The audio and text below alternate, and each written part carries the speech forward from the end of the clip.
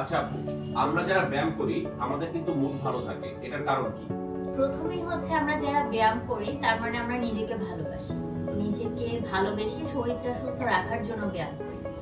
আর যারা হচ্ছে বয়স্ক তারা হচ্ছে হয়তো রোগে পড়ে করে এবং একটা পজিটিভ ভাইব থাকে কিন্তু যে আমি এই যে অসুস্থতা থেকে ভালো জায়গায় যাচ্ছি, এটা প্রথম ব্যাপার।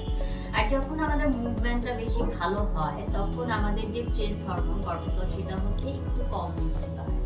ডোপামিন যে হরমোনটা আছে আমাদের হচ্ছে মুড ভালো রাখার ক্ষেত্রে কাজ করে এবং হচ্ছে আমরা যে রেগে যাই যেটা খারাপ একটা অনুভূতি সেটাকে হচ্ছে কমিয়ে নিয়ে আসতে সাহায্য করে। পাশাপাশি এন্ডোরফিন নামের যে একটা পজিটিভ হরমোন সেটাও রিলিজ হয়।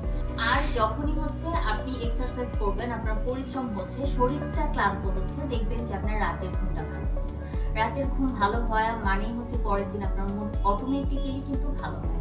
আমরা যেহেতু এক্সারসাইজ করি না, শরীরটা ক্লান্ত হয় না, আমাদের ব্রেইনে অনেক ওয়ার্ক হয়, কিন্তু ব্রেইন ঘুমাতে চাচ্ছে, আমাদের শরীরটা চাচ্ছে না। তখন কিন্তু একটা মানে খারাপ লাগার একটা অনুভূতি হয়, মেজাজটা খিটখিটে থাকে, আমাদের হচ্ছে মনোযোগ দেওয়ার একটা ব্যাপার থাকে যে সেখানে আমরা মনোযোগ দিয়ে কাজটা করতে পারি না।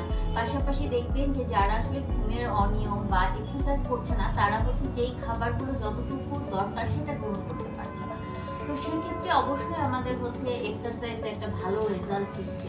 আর যখন আপনি হচ্ছে মোটা হওয়া বা হচ্ছে ওবেসিটি, সেটা হতে পারে সেন্ট্রাল ওবেসিটি অর্থাৎ পেটে মেদ জমে যাওয়া, এটা যখনই যার হয় সে কিন্তু খুব কনফিডেন্সের হচ্ছে অভাবে ভুগতে থাকে।